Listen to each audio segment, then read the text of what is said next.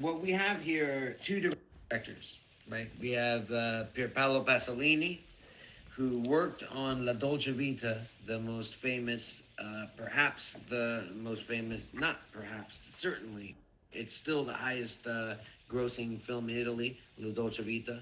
And it was a film that got Fellini nearly excommunicated. This was a man who considered himself a Catholic his entire life, and yet was, thank you, Balthazar, thank you so much for being here. He was a man who was critical of the church as an institution, but both Pier Paolo Pasolini, who was a homosexual and a communist, and at the same time was expelled from the Communist Party because he was very much raised within the church and famously said that I am an atheist with a yearning or a nostalgia for belief. So here we have these two men whose views on the church and attacks at the towards the institution are well known, and yet I would argue to say that they're the two greatest Catholic filmmakers of their time. So I would love to hear what others have to say, and please feel to throw it in. Feel free to throw it in the chat, and I will read it out loud. Love this being an open discussion, and was hoping that this could be a little bit more of an open forum where we could hear y'all as well.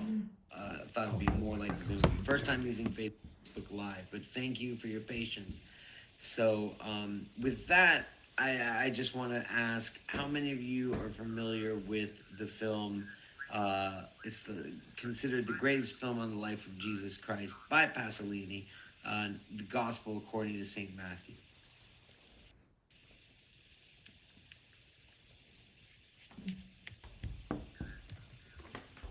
And that's totally okay if you're not.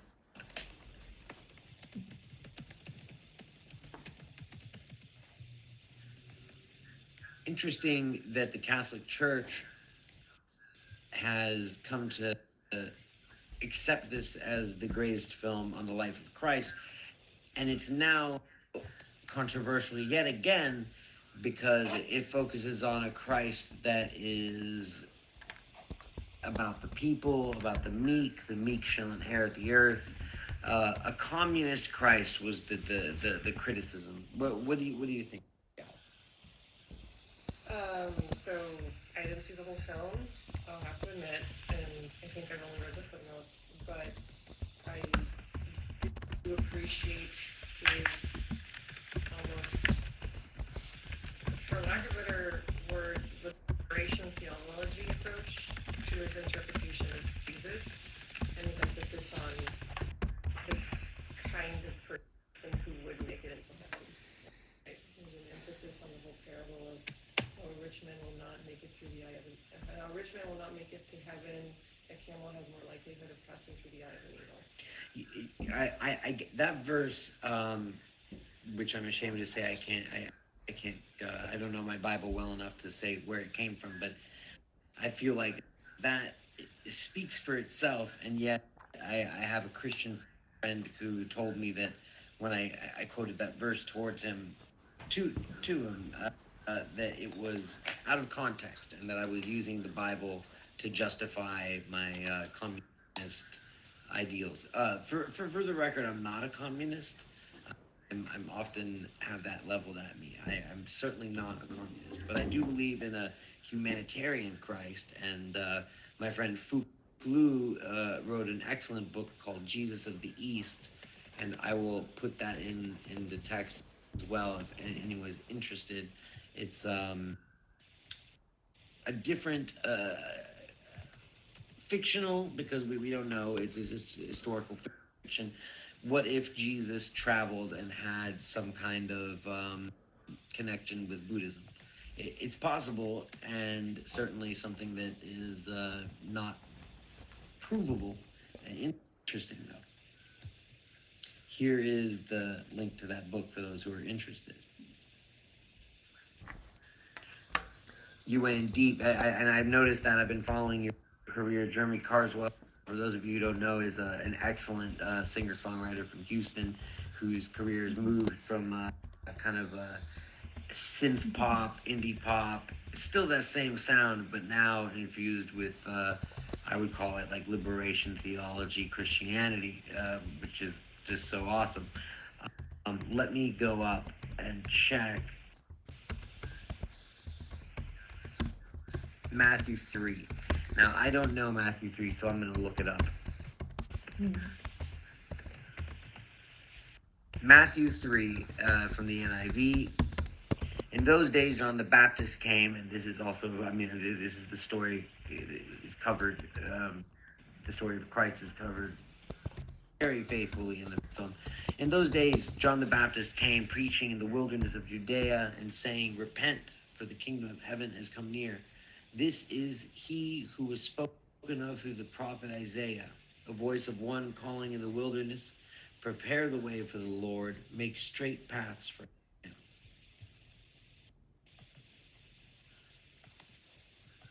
It's really, really beautiful, and I appreciate that, Jeremy. That Bible quote. It's funny that we're in times when congregations are getting up and yelling at their pastor, and the aforementioned line about it's easier for, or it's more likely for a camel to pass through the eye of a needle than it is for a rich man to enter the kingdom of heaven. These are being challenged. We have congregations getting up and yelling at their pastors and their priests, telling them that they don't want to hear this commie bullshit. So what we're seeing is a kind of mega church evangelism that's, I think, focused on the pomp and circumstance. It's everything that was corrupt and wrong about the Catholic Church back in the day, selling suffrages. Thank you. Blessed are the meek. Thank you, Balthazar. That is the key line, and that's the line that has offended people the most. And I've found people finding all kinds of theological justifications for why that isn't true, but Jesus was a rather terse figure. He did not speak much in the Bible, so I think his words carry weight. And essentially, I think that for those who have found Christ, call yourselves Christians truthfully. But this new movement is more like revelationists. They're interested in the end times. They're interested in judgment and fire, and in seeing certain minorities and certain people, particularly in the flames, because they're using the law of man being upheld. But I believe Jesus was a great outlaw who did not follow the law of man, and who in fact destroyed the men at the temple who were selling goods for profaning his father's house with capitalism, essentially. Now, I'm not a communist, and I'm not claiming that Jesus was, but there is a communalism and an anti-capitalist sentiment that I think modern mega churches are doing backflips trying to erase. And I'm curious to hear what you guys think of this. Jesus changed the covenant, exactly. And I'm seeing more and more people who are very, very much set in the mind of the Old Testament. And again, with Pasolini, someone who had this nostalgia for faith, maybe just as the best leaders are those who don't want to lead. Perhaps the best Christians are those who don't want to have faith, right? I just want to read you this quote about Pasolini, not by him. In his allegiances to Marx, Freud, and occasionally Jesus Christ, Paolo Pasolini transcended dogma and resisted affiliations. His divided self reflecting the fissures in post-war Italian culture. And he was born the year that Mussolini seized power in Rome, and he was part of a kind of like a Hitler youth, a Mussolini youth. And this is true of many writers, from Günter Grass to Thomas Bernhard. And he grew up and very quickly shed that, and in adulthood went in a different direction. His belief in Christ, and I think that introduction to and relationship with Catholicism in Rome is something that as a Mexican I can relate to, because the church was very, very powerful in Mexico, as Balthazar can certainly attest to. Hey, absolutely right. Churches do fall into this trap. Um, yeah. Religious leaders are at fault here, I believe. Very good point. He brings it to completion. It's a promise and in a sense a reformation. But someone once said, speaking of Italian neorealism, which is where this all comes from. You know, there was the end of the war, and we had the Marshall Plan come into effect later. But for a little period of time, um, and I was going to ask you, David, especially because of your interest in Buddhism, but Italian neorealism was a communist movement, and at the end of World War II, Cinecittà, which was the cinema that was set up by Mussolini, was in shambles, and Rome Open City, the first film by Rossellini, was shot in a documentary style in the rubble of the world around them. So they the great theorists of neorealism said that it's 24 hours in the life of someone where nothing happens. Neorealism was about suffering. It was about a person as a kind of stand-in for society. It was about societal problems. So Pasolini, and he did Mama Roma with Anna Magnani, who was the star of Rome Open City, and that was like the final punctuation on neorealism. It was like a love letter to it, but it was also saying we've gone as far as we can with this. And the neorealists considered both Pasolini and Fellini to be traitors because they made films that were about regular people. They were individual films, inspired by what at the time were known as chronicas, and they were just these little pieces that you'd find in the newspaper that were like a vox populi kind of like piece on the regular people, and that inspired Fellini a psychological dimension, a dreamlike dimension, and that had never been seen in cinema before. And Pasolini and Fellini had a friendship, just as Fellini was the scriptwriter for Rome Open City with Rossellini. So Pasolini was asked to be on La Dolce Vita to give it that kind of gritty, realistic quality. Um, David, I'm wondering if you could say anything about you. I know Pasolini's your love, especially, and your ideas of grace and of goodness may not be as Western or Christian as the rest of us, but I would love to hear your interpretation.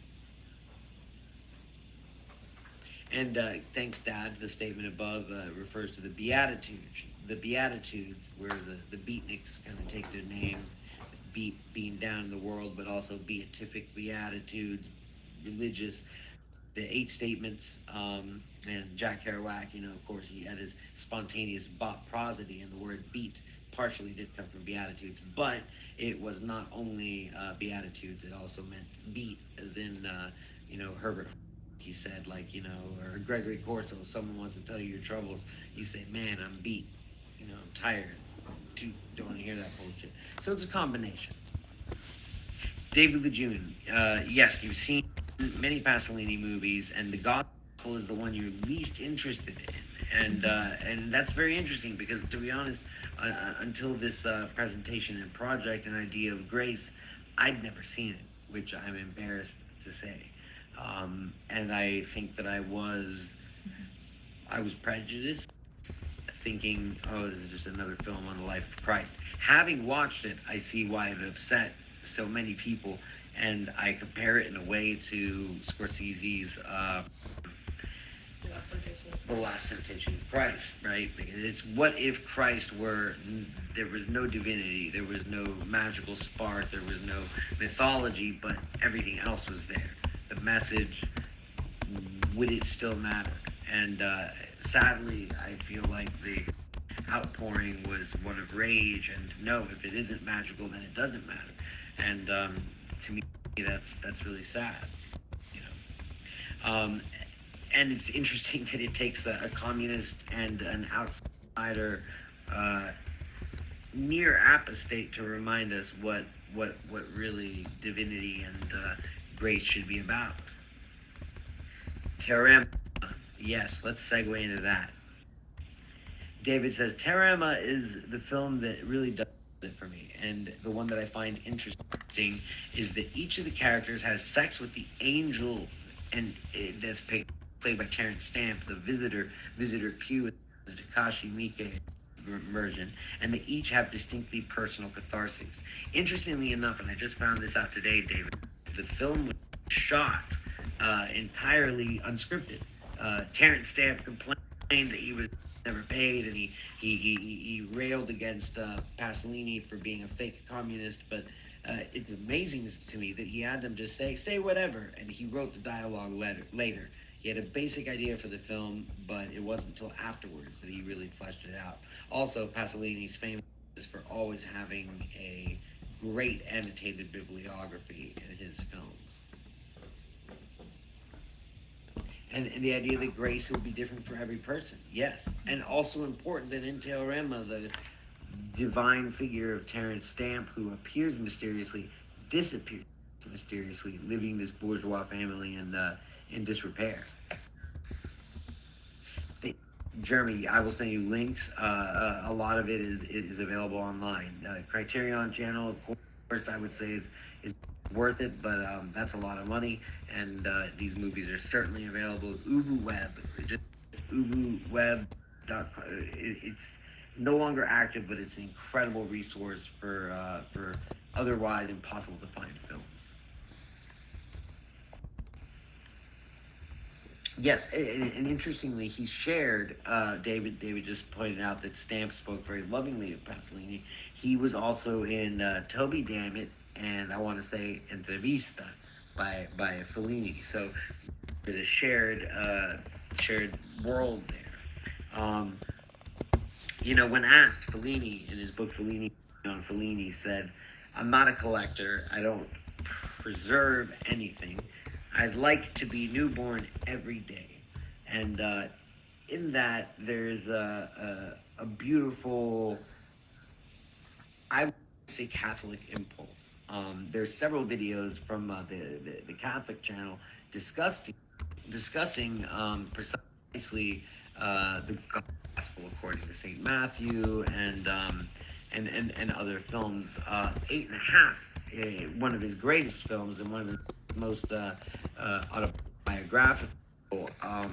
I never thought of it before, but it's one of his most critical of the church, and yet the character of Guido, who is the stand-in for Fellini, is played by the church. He just cannot escape it, and to me that is really interesting. So I'm gonna try something a little bit ridiculous, and I hope that I don't fail at screen sharing.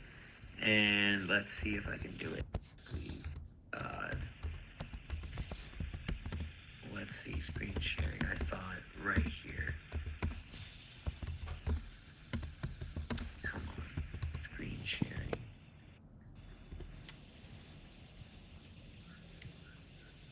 All right, guys, I'm just not gonna risk it, and I'm gonna put it in the in the text. And if you all would take a moment to just give this a little look, interesting, and you don't have to watch the movie to hear this interpretation. 8.5, really classic film. For those of you who haven't seen it, it's on every top 10 or top 100 list. Alex, would you like to say anything about 8.5? I know we just watched it recently. You had a lot to say. Yeah, I feel like it's one of those films I'm still unpacking because it's like this looming presence in cinema that touches all others. It was made a long time ago, and it's Italy. Okay, so there's a certain level of machismo that is. I mean, there. machismo aside, it's stylistically, it's a pleasure to watch, and it's not really helping that we kind of watch 8.5 and the Dolce Vita together. So I feel like two things are running together for me at the same time. That being said, and going back to the theme of the conversation, it is kind of interesting to look back and see themes and see this little boy while he's walking around the streets, and there's all these religious figures in Rome kind of overshadowing his daily activity. So whether overt or covert, it's very much a presence in the character's life. Totally agreed. And interestingly enough, Bardo by Iñárritu. It wasn't Cuarón, it was Iñárritu. Bardo by Iñárritu is a Mexican filmmaker, and I would say that that's a film so much in dialogue with 8.5 and Roma. It's almost a remake of both of them. Really, really wonderful movie. David just brought up a great point.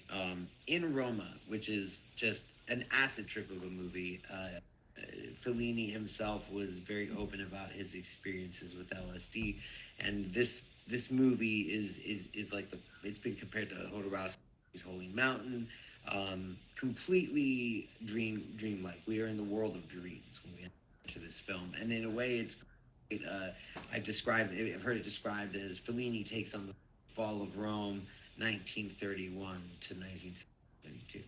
Interesting, but he looks at a city the same way Bardo looks at Mexico City. This is my beloved city that no movie could do justice. And Roma attempts to do something layered and dialectic and never ending. It's like a Mobius strip, because how can you ever capture the beauty of a city?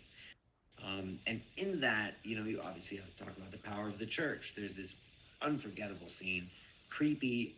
I'll tell you why it's creepy, where there's this sudden fashion show, and it's just hilarious. I posted it in some of my posts on my wall as preparation for this event. If you want to go back and look at it, just hilarious, but also terrifying. And I realized I hadn't seen Rome in 20 years until I got the new version earlier this week, Criterion Blu-ray, in my first apartment when I was 18 years old. And Lucas Lopez de Vidal, that was my great roommate.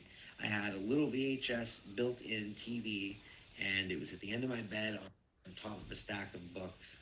And I had Roma, 8.5, some Gregoraki movies, and that's pretty much it. And I just rewatched them, and it was the perfect little odd movie viewing experience. And rewatching it on 4K restoration, I realized I never saw this movie with my head on straight. So I had this very weird, hypnagogic, almost remembering a dream, because the film, I'd never seen it without the help of hallucinogenic chemicals. And it's funny because a friend once told me Fellini does tripping for you. His films are absolutely out there. So you almost don't notice the effects of whatever you've taken until the movie's over, and then you realize, oh yeah, I'm there. But his movies are already naturally in that state. So it's like if you drop acid and watch a Fellini movie, you're sort of speaking the language of non-linearity, of disruption, which again is something that runs counter to the more moralist and conservative branch of the Catholic Church that had no love for Fellini statements on LSD. But without it, we would never have had that amazing and hilarious scene. Jade just said, I agree, but at the same time, it's less textual or lexical difference than it is a practical difference, making these differences rather difficult to trace. You're absolutely right. It's hard to trace, and it's very personalized too. So to understand what's practical, textual, and lexical would mean a deep dive into the brains and even subconscious of these directors. Of the two, I'd say Pasolini was the more forthcoming. Yes, I'm still on the Juul, man. I'm so sorry, and I wish that I could say that I've given up cigarettes, but one or two a week, and mostly I'm on the Juul. I would love it if Jeremy, you could post a link to some of your songs, some of your new material, as someone that's a musician touched by grace, so to speak. And I know we have a good amount of time left, but I really connected with Alex over this rare film, La Rabia, which was made in 1950s, 1960s, it attempts to show the right wing and the left wing in Italy, um, talking about Middle East, Cuba, Stalinism, the atomic bomb, the death of Marilyn Monroe. You have Giovanni Guareschi, who was a kind of a right wing viewer, right wing conservative journalist, and then you have the left wing Pasolini. He was a cartoonist. He was a cartoonist. I'm sorry, this is the cartoon who was on the cover. But both of these characters, I mean, by today's standards, the right winger cartoonist seems like a moderate at best, if not left of center. And Pasolini, kicked out of the Communist Party, seems like a far more complex character who doesn't just believe that religion is the opiate of the masses. It's documentary style, it's hard to find, but Rabia says a lot because the Marshall Plan was implemented by the United States after World War II. We had all these huge factories, and we weren't making weapons anymore, so we wanted to make some money. So we lent money to Europe under the condition that no communists, and many of the neorealist directors were communists. So that was the end of neorealism. The last film considered Umberto De, although I would say Mama Roma by Pasolini was the real final farewell love letter to neorealism. So the communists were pushed out, and the Marshall Plan put the democratic Christians in charge. This led to a lifelong struggle with censorship, moralism, and it was also important to note that it was the very first foreign election the United States ever got involved in, with the CIA and a very carefully strategic plan to no communists allowed. I mean, they really just poured money into Europe, and then were like, well, this can all go away if you don't do as you're told. So it was definitely sticking our fingers on the scale, in a very important way.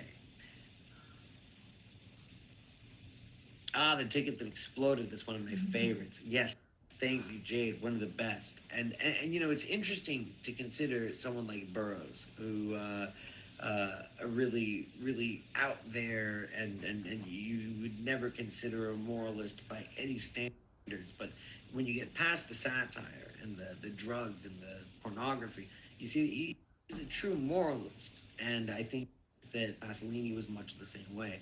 He had the trilogy of life with Arabian Nights, the Decameron, and the Canterbury Tales, remaking these beautiful films that were adaptations of the greatest pieces of literature, but finding with them, you know, freedom and happiness. And you've got a sneaky little smile on your face. And I think it's something David kind of brings up earlier about teorema and about what grace means. In the trilogy of life, he has several films that focus on the erotic parts of their stories, right? So the Canterbury Tales, the Decameron.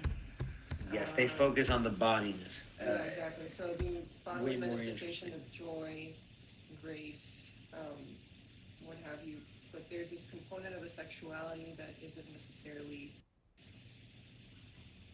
subsumed to power and power relations. Yes. Which makes Solo all the more jarring at the end, because it is the absolute interference of the state on the body. There is no grace. You have Nino Rivoli. And Teorema is the angel that comes and is like this complete indulgent figure upon this bourgeois family. The angel, but we don't know his motivations. We don't know. He's a neutral figure, and it's actually really interesting to see this film that's made later on, kind of showing the dark side of the angel, the stranger that comes and makes it. Not Visitor Q. I think it was a Swedish film called. There's several adaptations. What was it called? I think it was Bergman. Oh God, I actually hated that movie. I didn't like it that much either, because I think they were going for something. But it didn't quite work. It didn't quite work, because I was expecting more Terrence Stamp and less weirdo with a beard running around somebody's. Teorema, for those who haven't seen it, oh yeah, definitely. No, he didn't. And he did not have a personality. He was a blank slate. He was something that was gorgeous, supposed to be projected on. Gorgeous, but that's it. And with this great wry smile that could mean and he could go either way. And if you watch to the end of Pasolini's films, like I said, he has an annotated bibliography. He quotes Foucault. He quotes, or not quotes, but he cites Foucault, Roland Barthes, and the structuralists and the post-structuralists. So he was coming from a rhetorical perspective that was very defined, and I feel like in a way his Catholicism was an incessant obsession that distracted from what otherwise would have been a pretty militant left-wing outlook. Prince, thank you so much for coming, man. Thank you so much. For those who haven't seen it, Teorema is a classic. It's part of his trilogy of death, which was never really completed. We have Porcile or Pigsty with what was it, 400 Blows, Leud, was it Jean-Pierre Leud, who played the main character in Truffaut's 100 Blows, and that movie, Porcile, is a very symbolist film about grace. You have a cannibal in medieval times who's forced to kill, and he's worshiping a false idol, this volcano, and hurling the heads of his victims in. And he's like a saint in reverse because he gets discovered by the town and he's just destroyed. At the same time, you have that compared to the bourgeois son of a family that's a pigsty family, and he has this weird obsession with the pigs and allows himself to be devoured. So these two kind of inverted stories of sainthood once again point to the importance that Grace had in Pasolini's films. And it's absolutely insane. It's a totally crazy movie. The cover is like a pig head on really bizarre. Jade, it's really interesting because Catholicism has often been the form of Christianity which lends itself most to modernism, existentialism, dialectics, and such. I'm thinking of Flannery O'Connor, Barth. Yeah, absolutely. And a lot of the criticisms I received, even for this event, just from evangelical friends that accused me of the Roman the Roman tradition. I'm a lapsed Catholic at best. I'm wearing a sallow shirt and covered in tattoos, and I'm certainly not the paragon of virtue for any Christian. But it's funny how just even discussing the topic of grace in a Catholic context becomes divisive. Karl Barth incorporates Nietzsche in his theology. And we have Thomas Merton. We have the liberation theologists. Mm-hmm. I was going to ask you to say a word about that. Being from El Salvador and somewhere where that was focal. Yeah, I mean, I think Monsignor Oscar Romero is kind of the most well-remembered liberation theologian, although he initially shied away from the term. He wanted to follow Vatican doctrine, but I think in the end the Civil War and the call of duty really kind of changed his affiliation and his claim to the title. It's funny how he was such a despised figure, and now you go to El Salvador and there's like Avenida Romero, there's paintings of him, statues, and he was assassinated by the military, I see your point, Greg. I need to be louder and closer to the mic, and so I'm not. I am not the loudest talker. Leave it to, that is true. To Greg and. But I feel like the concept of liberation theology starts in the 50s and the 60s, when the global South is in upheaval, right? There's this alternative to mainstream Catholicism that is taking place. It's interesting to watch La Rabia because you do see this concept of grace once again that takes root in the global South. Religion is never really mentioned, but there is this perception which sometimes does come off of a little bit of patronizing, but then other times I can also understand where it's coming from, of a possibility of a grace that comes from the global South, that comes from Africa, that comes from Asia, that comes from Latin America, especially in this case Cuba. Do you think of the Pasolini segment as an inspiration on Latin American films like Hour of the Furnaces? Yeah, it did. I mean, I think it's very much a kind of stylistic trend at the time where you take up certain documentaries. It's essentially a documentary cut up. Yeah. You look at documentaries, you cut them To up, get- you bring put them the boroughs together, back in. and then you talk over them to make your political point using poetry, literature, and theory. But The Hour of the Furnaces, if anybody hasn't seen it, it's an Argentinian film that talks about the Argentinian history up until the roughly 1960s, early 1970s, when the military junta is brought in. The Videla. The Videla regime, and it really Which discusses. the United States was also involved in. But I really quickly want to point out that Balthazar here, I will get to really quickly, but first David brought up Satyricon, which is one of the lesser known but very important Fellini movies of his later period, when he kind of abandoned the trappings of more of a narrative film structure and decided to again do the kind of non-linear acid trip approach. And David says, when I saw Satyricon, I was still in the Navy, and I instantly wanted to go on the road and have adventures.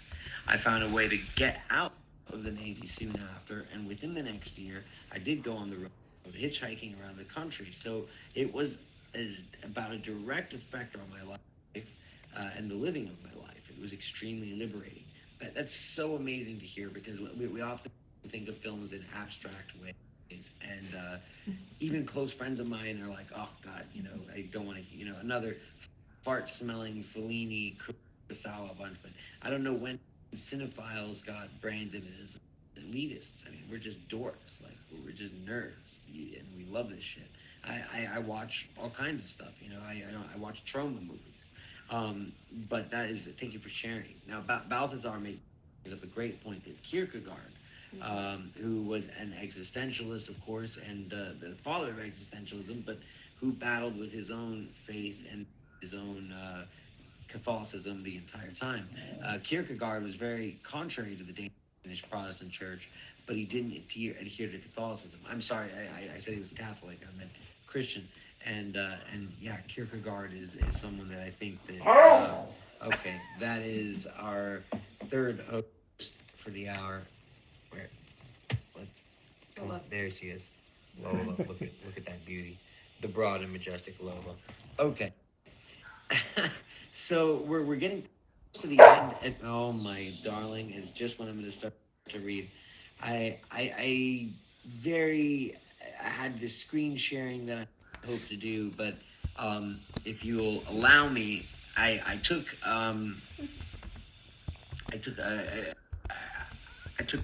Coil, the musical project. I believe goes beyond what a musical project is. They have a song called Ostia, the death of Pasolini.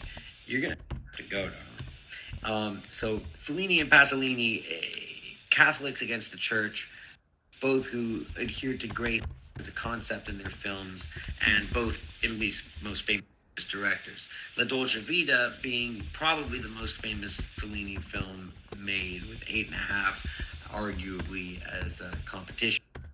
But La Dolce Vita is where Pasolini and Fellini actually worked together.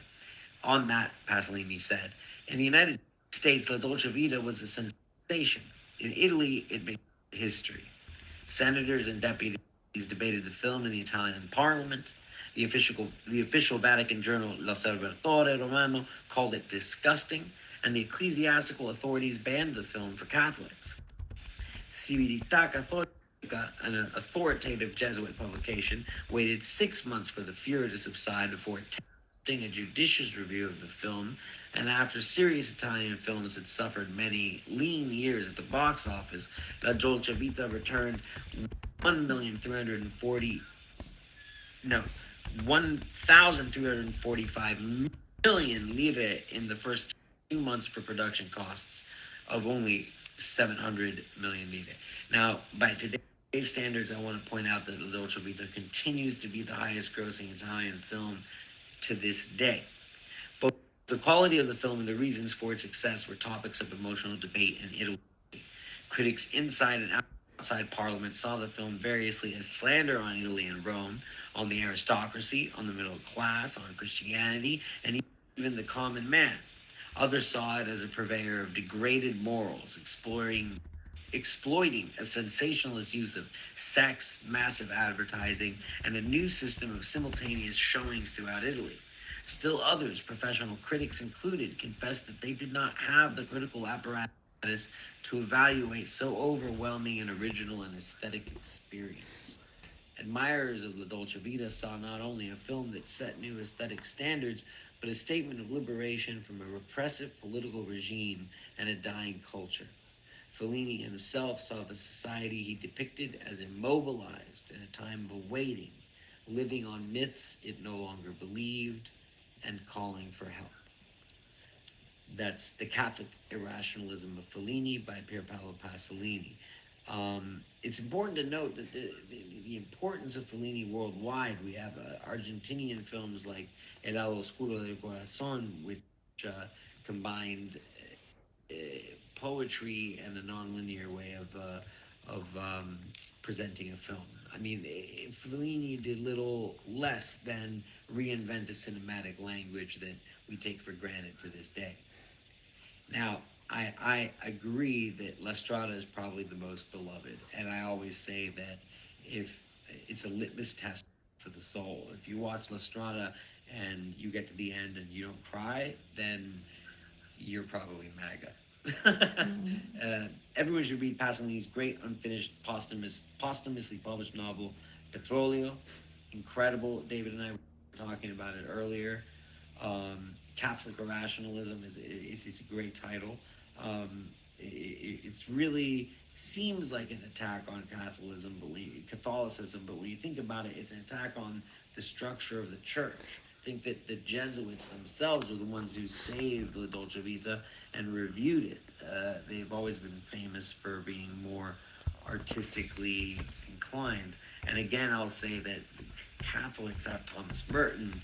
They have liberation theologists. They have more on their side, I believe, than these new evangelical groups like Luz del Mundo and just kind of turgid Protestant propaganda machines. Yeah, it's like buddy Jesus from Dogma. I mean, people want a Jesus that says it's okay to be wealthy, even though they're not going to be wealthy. Not any of them. Whether Jesus says it's okay or not, they really should get down with the idea of poverty as grace, because that's something achievable for most Americans. And Giulietta Messina, funny thing,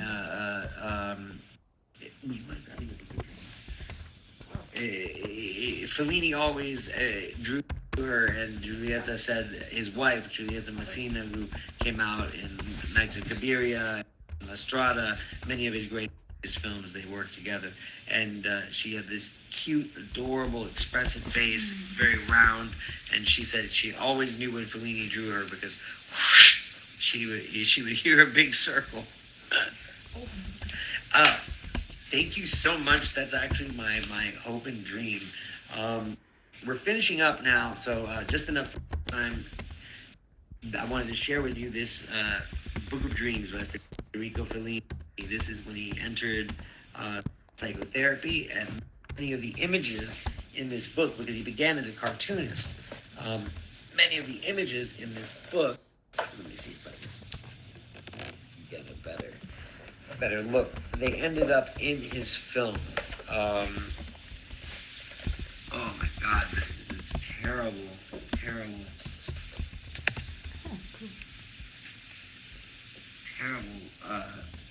Video, but you can see just his notes, and it's all in Italian. This is like a $400 book, but it was so worth it, because if you look through it, you can see so many of these images, surreal images, just sometimes sexual, sometimes just mystical. They all made it into his films, and well, not all of them, but the best. Now, the here, I'm sorry, here is very important. In Fellini movies, the beach always shows up. He was from the coastal town of Rinaldi, and just like Salvador Dali, who you can see up above, using Andalusia as his territory, the beach was this liminal space. Oh, that's very cool. Daniel Johnston, I think, was also an outsider artist who comparable in that these guys just, I mean, they just drew all day and night. Um, Greg Flakus, my father, one philosopher that we should mention was a Jew. Hard J you dropped there, Dad, but okay. Spinoza. He was ostracized by his community because of his ideas, but Einstein once said that if he were to be a religious man, he would accept the God of Spinoza. It's a subject worth exploring since so much of Christianity is based on Judaism. And Brixton, welcome and thank you. Anything that you've got to add? Brixton is Lola loves licking the Book of Dreams, and it is not for doggy slobber. My face, everything, literally everything in this house, but not the Book of Dreams. Now we're coming down to the last 10 minutes. I want to just thank all of you for being here, for taking part in this. I mean, I know you guys. Thanks, Jeremy. Jeremy, you got it. I know that you guys could have been doing literally anything else with your Sunday afternoons, and to spend it discussing Italian directors that most people don't even think about is a beautiful thing, and it's not academic. We're just here because we love the film, and that is a dying tradition, and we should use this technology as much as possible. Gracie, thanks for coming. Don't worry that, well, I would say best for last, but maybe it's not the best. But this is I mentioned Coil earlier. They made a track called Ostia, the Death of Pasolini, and I used the Burroughs technique of the cut up to rewrite that text and do my own RIP eulogy for Pasolini. The Death of Pier, it's called The Book of Lies, Ostia. The Death of Pier Paolo Pasolini, co-written by John Balance and Christopher Sleazy Christopherson of Coil. I actually got to talk to and meet Sleazy just after John Balance died, and it was a treasured conversation for me. So I don't feel like this is precise plagiarism. I think that they would be very psyched. There's the sea. It roils within hearing range, and honey cars parked along the seawall mark punctuation, dripping, singing the lost downbeat songs again and again. Bene, bene, at the Doosty, I meant fucking dusty, at the dusty coast. Lion of Ostia, Doosty. Lion of Ostia, throw his bones over to the jackals, fascists that believe in themselves as the one true anarchists, the one true purveyors of grace. Fascists with nothing but brutality to wield. So much violence perpetrated in the name of Christ and family values. Oceans of dead, mountains of skulls under the sign of the cross. The white cliffs of Dover, the Gotta Give It Up from the band The. When the chorus hits, I have hope. Murder me in the Sea of Rome, the bloodstained coast. An 80s that he would never live to see. And the car reverses over him, the white cliffs of Dover, over the bones of Hercules, and the Minotaur rears its head and roars, escapes from nostrils, a mixture of steam and flame, Satyricon, hermaphroditic soothsayers of divine justice, move like pressures from a valve being released with a hiss in reverse, like seas receding, like an ocean tide, the humming of a tiny bird amplified and played backwards at half speed, of sea bones at the scratchy bottom of the silty sea.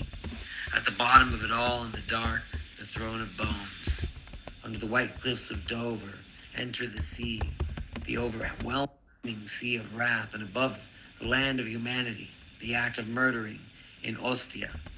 Something one must take laying down, broken, a genius stripped of dignity, out of humming, a humming in the bones, in the marrow, hollowed out, the picture of hopelessness hung like an icon above our beds, allowed bodies to be punctured like Saint Sebastian, and then you died like a martyr.